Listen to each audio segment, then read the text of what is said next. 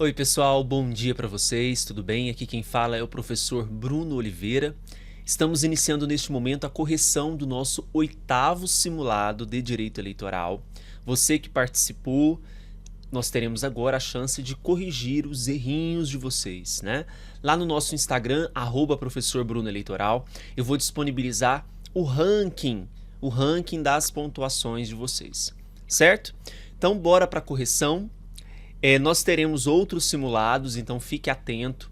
Lá no Instagram sempre vou postar para vocês os nossos próximos simulados. Esse é o nosso 8º simulado. Quem fez, fez. Quem não fez, bora então para a correção, ok? Vamos então começar, pessoal. 8º simulado, esse que é o nosso grupo do WhatsApp com compartilhamento de dicas de direito eleitoral diárias para vocês. Se você não faz parte, coloque seu celular aí nesse QR Code, ok? Bora então, lembrando que o nosso livro Manual de Direito Eleitoral para Concursos, 4ª edição, está disponível pela editora Juspodium. A 4ª edição já está disponível para aquisição, ok? Primeira questão do nosso simulado, questão que cobra a lei das eleições.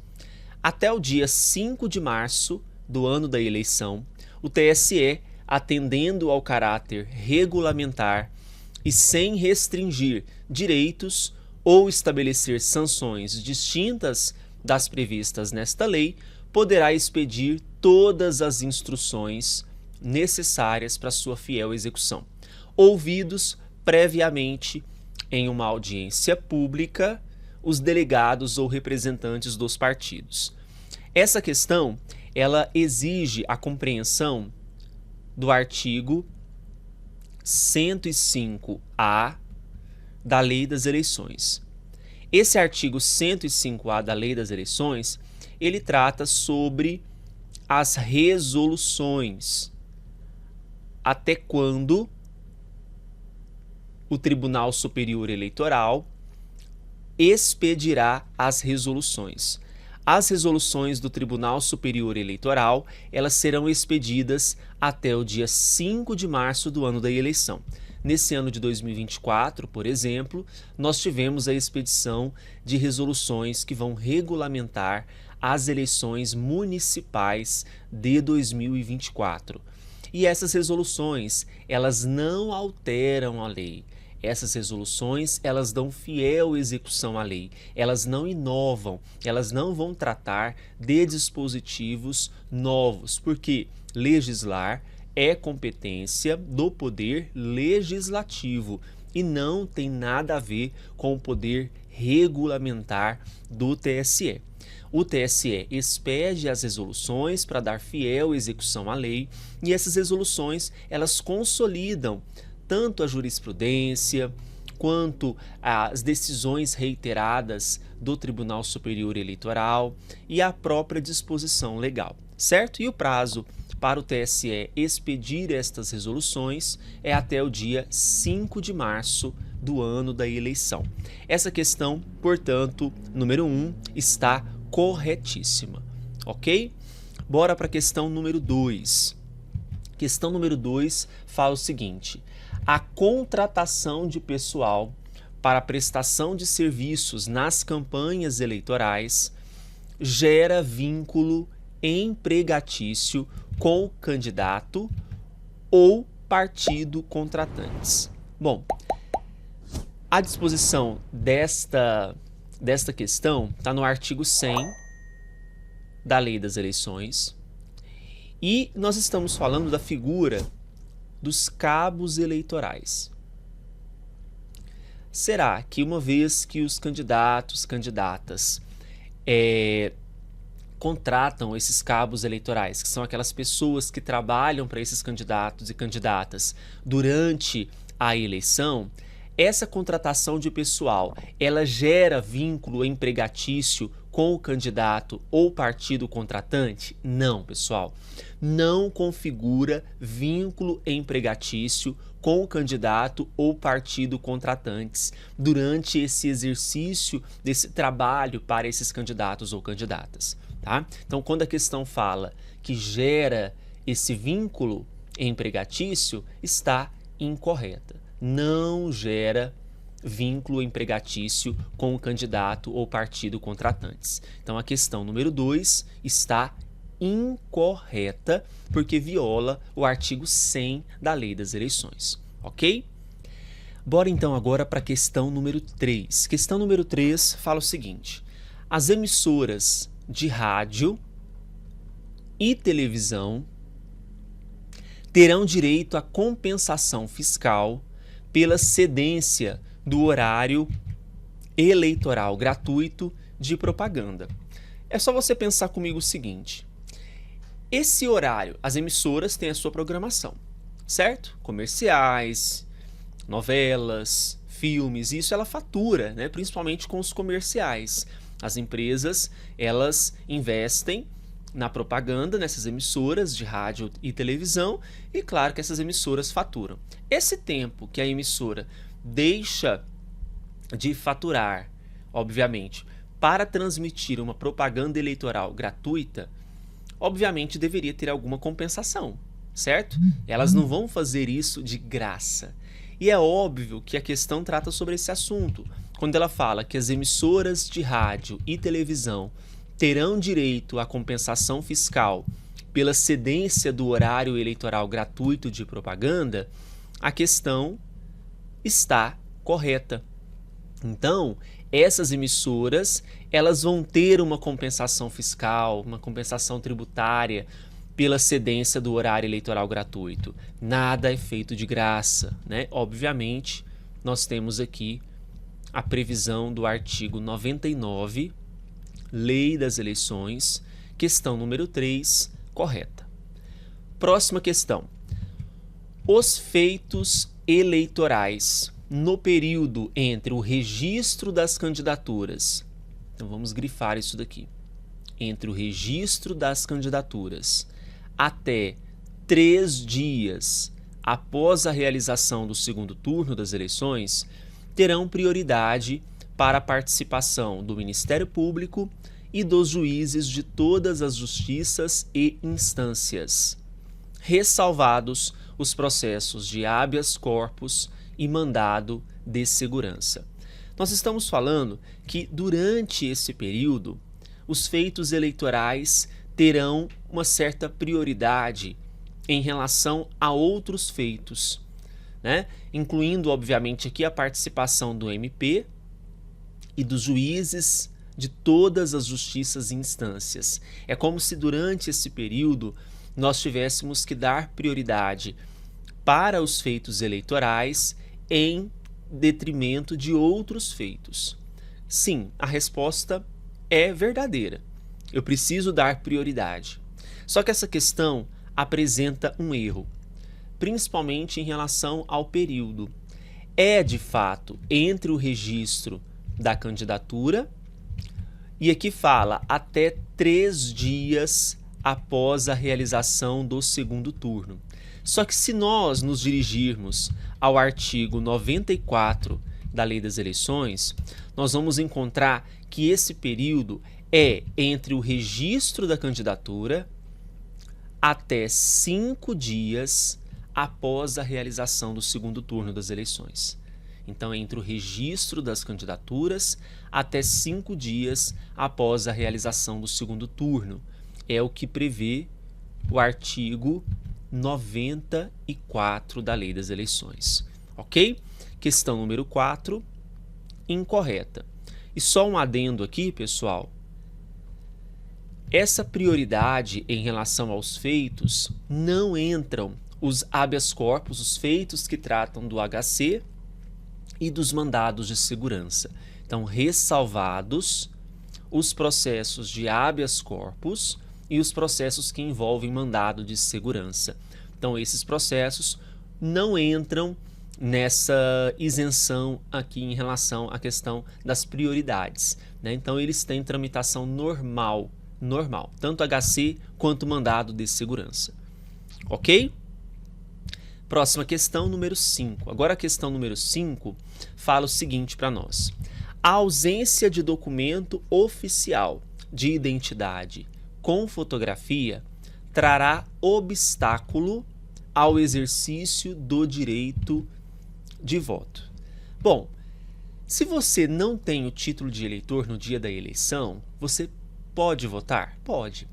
Porque a exigência, o que se exige para o voto, é justamente um documento com foto. Se você não tem um documento com foto, a ausência de um documento oficial de identidade com fotografia, sim, vai trazer obstáculo ao exercício do direito ao voto. Isso foi determinado pelo STF quando ele apreciou uma ação direta de inconstitucionalidade número 4.467 e reconheceu que somente a ausência, veja, somente a ausência de um documento com foto traz obstáculo, traz impedimento ao exercício do direito de voto. Ok? Então a questão número 5, ela está correta. Somente a ausência desse documento com foto traz obstáculo ao exercício do direito de voto. Certo? Questão 6. A propaganda partidária, agora nós vamos lá para a lei dos partidos. A propaganda partidária gratuita, mediante transmissão no rádio e televisão, será realizada entre as 7h30 da noite e as 10h30, em âmbito nacional e estadual, por iniciativa e sob a responsabilidade dos respectivos órgãos de direção partidária. Agora nós estamos na lei dos partidos, falando sobre a propaganda partidária, que é aquela realizada pelos partidos políticos, e é uma propaganda que visa, dentre várias funções, divulgar mensagens aos filiados, angariar novos filiados, discutir temas relevantes da sociedade, né? Buscar novos filiados para compor aqueles órgãos partidários. E essa propaganda partidária, nós temos horários e dias que vão ser para determinados partidos, né? E tempo também determinado para os partidos políticos, um tempo específico. Essa propaganda ela vai acontecer sim entre as 7h30 e as 10h30 da noite, tá? Sendo em âmbito nacional e em âmbito estadual, certo? Então essa propaganda, transmissão em rádio e TV, realizada entre as 7h30 e as 10h30. Questão correta, a número 6. O artigo lá da lei dos partidos é o 50A. Ok? Questão número 7. Os partidos políticos poderão utilizar recursos do fundo partidário para despesas com pessoal. Até aqui está correto, né? Dentre várias atribuições do fundo partidário, uma delas é despesas com pessoal, sendo o limite de até 60% para cada órgão estadual e municipal. Bom, aqui nós estamos diante da lei dos partidos políticos, né? E a lei dos partidos políticos traz lá no artigo 44 disposições sobre as despesas com pessoal, né? O partido político pode utilizar recursos do fundo partidário para despesas com pessoal, manutenção de sedes, dentre várias outras atribuições. E quais são os limites estabelecidos? 50% é o limite para despesa com pessoal, tratando-se de órgão nacional de partido político. 60% tratando-se de órgão estadual e órgão municipal. Ok?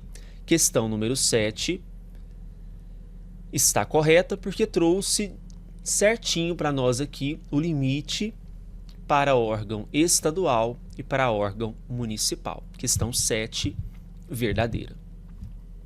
O artigo nós anotamos é o artigo 44 inciso 1º, tá? Artigo 44, inciso 1º. Questão número 8. A falta de prestação de contas pelos partidos implicará a suspensão de novas cotas do fundo partidário enquanto perdurar a inadimplência.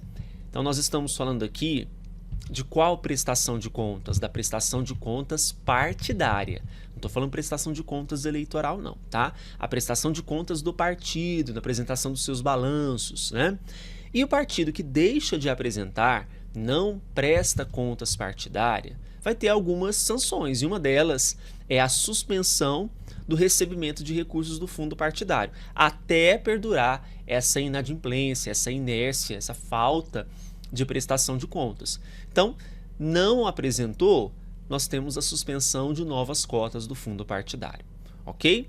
E fundo partidário é recurso financeiro para os partidos políticos. Eu tenho certeza que esses partidos não vão querer deixar de receber esses valores e vão dar um jeitinho sim de prestar essas contas, né? Questão número 8, tá certa? Artigo 37A, deixa eu anotar aqui. Artigo 37A, Lei dos Partidos. Então, questão 8, corretíssima. 9. A desaprovação de contas do partido implicará exclusivamente a sanção de devolução da importância apontada como irregular, acrescida de multa de até 100%. Aqui é uma questão casca de banana, porque é uma questão perigosa. Quando a gente vai lá para o artigo 37, ela fala sobre a hipótese, então, da desaprovação de contas do partido. E qual sanção que é dada quando o partido tem as suas contas desaprovadas? Gente, nós vamos ter, então, a devolução do valor irregular, da importância apontada como irregular, e vai ter multa? Vai, só que a multa não é de até 100%, é de até 20%, tá? Cuidado com esse dispositivo. Então, a desaprovação de contas implica na sanção de devolução da importância apontada como irregular, acrescida de multa de até 20%. 20%. Então, questão 9 está incorreta. O artigo aqui é o 37 da Lei dos Partidos, tá bom? Questão 10. O partido pode examinar na Justiça Eleitoral as prestações de contas mensais ou anuais dos demais partidos 30 dias após a publicação dos balanços financeiros, aberto prazo de 5 dias para impugná-las, podendo ainda relatar fatos, indicar provas, pedir abertura de investigação para apurar qualquer ato que viole as prescrições legais ou estatutárias a que, em matéria financeira, os partidos e seus filiados estejam sujeitos. Ora, é possível, então, esse exame na Justiça Eleitoral das prestações dos demais partidos. É como se eu estivesse fiscalizando, é num cenário de fiscalização. Um partido fiscalizando as contas dos demais partidos, certo? E a Lei dos Partidos trata sobre esse assunto no artigo 35, parágrafo único. E lá no artigo 35, parágrafo único, nós temos esse exame, só que o prazo não é 30 dias após a publicação dos balanços financeiros, e sim 15 dias após a publicação dos balanços financeiros, abrindo esse prazo de 5 dias para impugná-las. Ok? Questão número 10 está incorreta. Artigo 35, parágrafo único. Certo? Questão número 11. Para o alistamento eleitoral, a apresentação de certificado de quitação militar somente é obrigatória para alistandos do gênero masculino que pertençam à classe dos conscritos. Agora nós estamos com a resolução 23.659 de 2021, que trata sobre a gestão do cadastro eleitoral. Tá? Então as próximas 5 questões é sobre esta resolução. Gente, você pertence à classe dos conscritos, é aquele brasileiro que vai prestar o serviço militar obrigatório, né? Todo menino já passou por isso, né? Então nós estamos diante de alistandos do gênero masculino pertencendo à classe dos conscritos. Nesse caso aqui, pessoal, a apresentação do certificado de quitação militar é obrigatória somente para esse grupo. Tá? Por quê? Se você é conscrito, você não pode se alistar. Se você tem um certificado de quitação militar, ou seja, você já passou por essa fase, a apresentação do certificado ela é obrigatória para o alistamento eleitoral, certo? Porque, em regra, ser conscrito impede o alistamento, né? Mas se você já está quite com a Justiça Militar, tem o certificado de quitação militar, ele vai ser exigido de você, do gênero masculino, pertencente à classe dos conscritos, para comprovar que você já passou por essa fase e você já está quite com a Justiça Militar, né? Você então já se inscreveu, já foi liberado, né? Então tem o certificado de quitação militar, é obrigatório somente para os brasileiros, os alistandos do gênero masculino, certo? Questão 11, correta. E a previsão lá na resolução, artigo 35, resolução 23.659 de 2021, tá bom? 12. Em relação à multa do eleitor que deixar de votar e não se justificar, a fixação dessa multa observará a variação entre o mínimo de 5% e o máximo de 10% do valor utilizado como base de cálculo, podendo ser decuplicado, ou seja, multiplicado por 10, em razão da situação econômica do eleitor ou da eleitora. E aí, pessoal, o que vocês têm a me dizer? Nós estamos diante aqui da previsão do artigo 127 da resolução. O artigo 127 trata sobre o tema da multa e fala que ela vai observar a variação entre o mínimo de 3% e o máximo de 10% do valor utilizado como base de cálculo, ok? Podendo então ser multiplicado por 10 em razão da situação econômica do eleitor ou da eleitora. Questão 12, incorreta. Então anotem o artigo 127 da resolução, tá? 13. O prazo do procedimento revisional eleitoral será previsto no ato que determinar sua realização e será no mínimo 60 dias. Aqui nós estamos falando do procedimento de revisão eleitoral. O procedimento de revisão eleitoral será determinado no ato, né, no ato da revisão, e será de no mínimo 30 dias e não 60, como previu a questão 13. Mais uma questão errada. Para consulta, anotem aí o 111, tá? 14.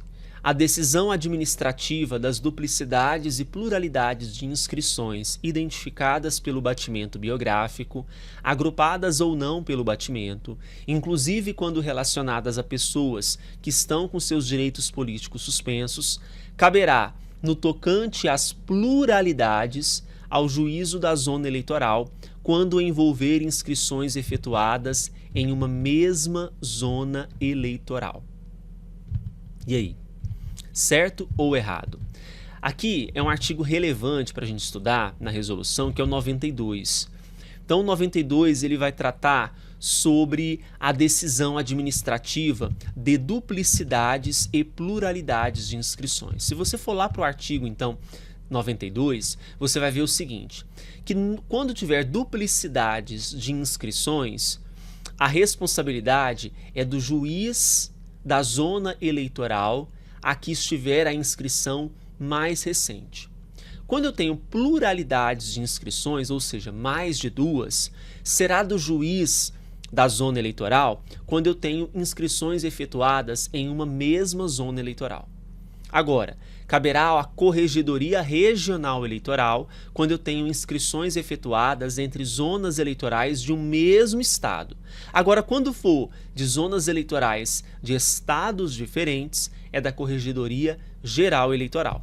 A questão trouxe aqui para nós inscrições, pluralidades ao juízo da zona eleitoral quando envolver inscrições efetuadas em uma mesma zona eleitoral. Se for em uma mesma zona eleitoral, cabe sim ao juízo da zona eleitoral, porque pertence à mesma zona eleitoral. Questão correta. Artigo 92, inciso 2º, a linha A da resolução, tá bom? 15. Confirmada a existência de duas ou mais inscrições em cada grupo relativas a uma mesma pessoa e afastada a hipótese de evidente falha dos serviços eleitorais, o Ministério Público será comunicado para avaliar a existência de indícios de ilícito penal eleitoral e, se for o caso, requisitar à Polícia Civil a instauração de inquérito policial. Questão básica aqui. A responsabilidade pela instauração de inquérito policial não cabe à Polícia Civil. No âmbito eleitoral, a responsabilidade é da PF, é da Polícia Federal. Artigo 91 da resolução, questão 15, está incorreta. Não cabe à Polícia Civil. Caberá então à Polícia Federal. Ok? Questão 15, incorreta. Nós fechamos as questões do nosso simulado, tá? E aí, como é que você saiu? Qual foi a sua classificação no ranking? Confira a classificação lá no Instagram, @professorbrunoeleitoral, tá certo? Um grande abraço para vocês, fiquem com Deus e até o nosso simulado número 9. Tchau, tchau.